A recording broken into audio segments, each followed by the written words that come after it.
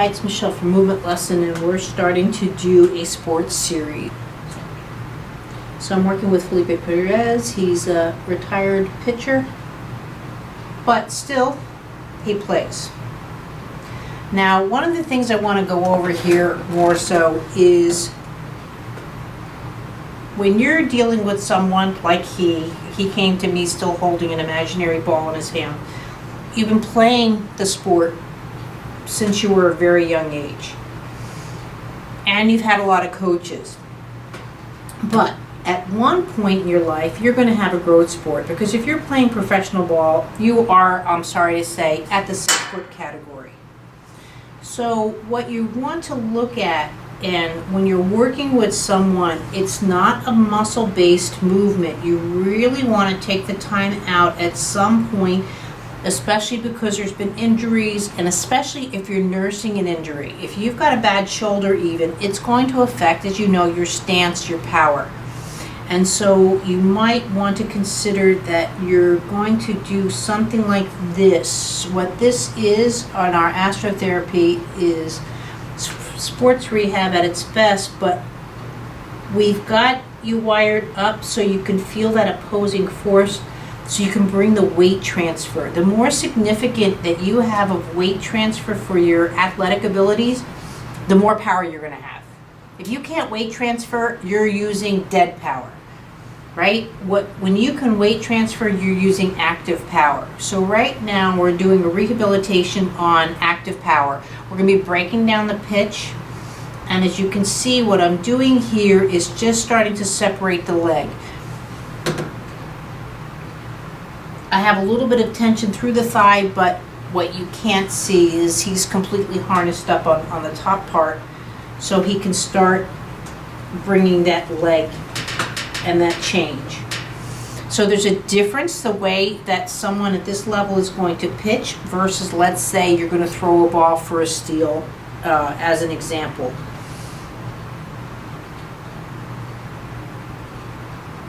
And also what really starts to go, and where my expertise is at, is vision. You have no idea how acute your vision is as a pitcher. And if you have any kind of a muscle strain, it's going to affect eye strain, and you're not going to have that eagle eye that you're used to having. And that really can take down the length of your life in pro ball or high-end ball, meaning, college level, let's say.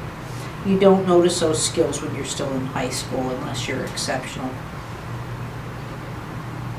So as you can see, what I'm doing here is I'm just working on the variation of weight transfer. But as I do that, he's starting to get heavy on his right hip. I don't want him to do that. I want him to be able to have a foot that's free and not feel that he's standing. Now, you have an issue with the fact that you're pitching and you're going off your standing leg in most cases. So the leg that's coming up really should be your standing leg. So you have a standing leg, you have a kicking leg. Usually the hand that you are is you're also your kicking leg. But if you're going to be throwing with your right hand, you have to stand on your right foot. So that's where, as a pitcher, the organization of your use of muscles and movement become significantly different. Also, one of the things that you have is a mound starts to change its height.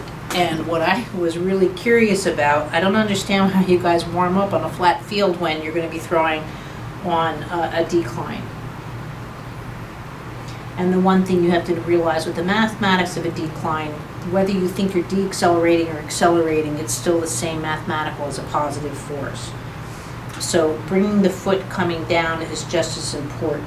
So with that, I'm going to have you go down to the lower stair.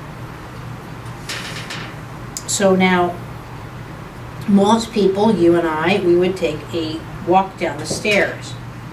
But when you're a pitcher, you have to actually stand back on your standing leg, and your foot is going to be coming down, weight transfer through the pelvis.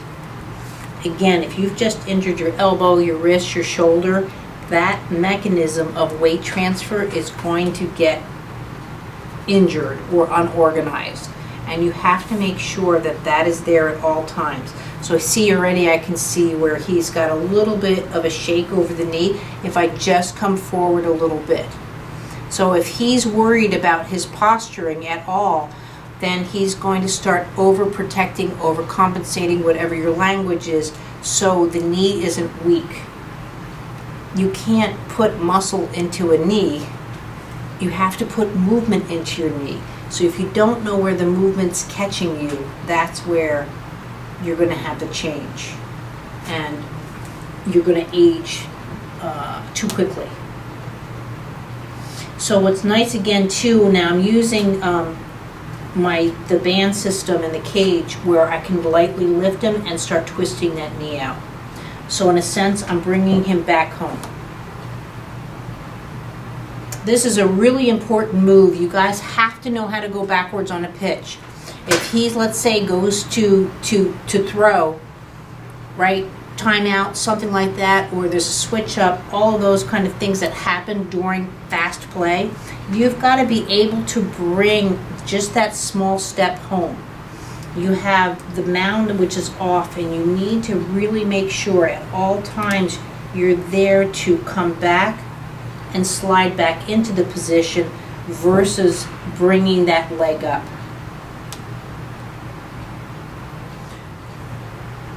So this same technique needs to be explored if you're a hitter, if you're a fielder.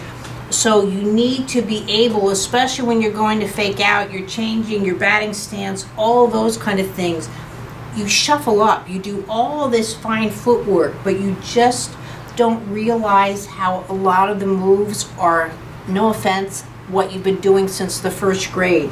And nobody's really broken down the way you can develop power much more efficiently, especially in areas which are not muscle based. When you don't understand what core movement is versus core strength, you're putting the wrong muscle into your body, especially as you're aging, and that's where you really see the fatigue and the quickness of the aging happening. I'm not saying adding muscle is wrong. However, if the muscle supersedes the movement, you're putting the power in the wrong place, and that's where you go and, I hate to say it, snap a knee. Tiger Woods is the best example of something like that. He really had no upper body rotation prior to going in that, and the rotation went somewhere, the movement went and took out both of his knees. And he's had god-awful back pain. But you can see he has limited rotation through his spine. He cannot, again, you want to have that ability to weight transfer, just like this is starting to happen. So that's where I can start getting the power. That I can literally like take his knee and his foot and now bring him down into that foot. But you have to start breaking down the stance of the pitch. And this is what we're going to start covering now in Sports Rehab. If you have any questions, obviously please call. Basically, you would come in I would want you in for a week. We need to break down a lot. We want to get you to that level, especially if you want to maintain your practice where you're at. But when you want to go to a level and muscle is not doing it, you need the movement.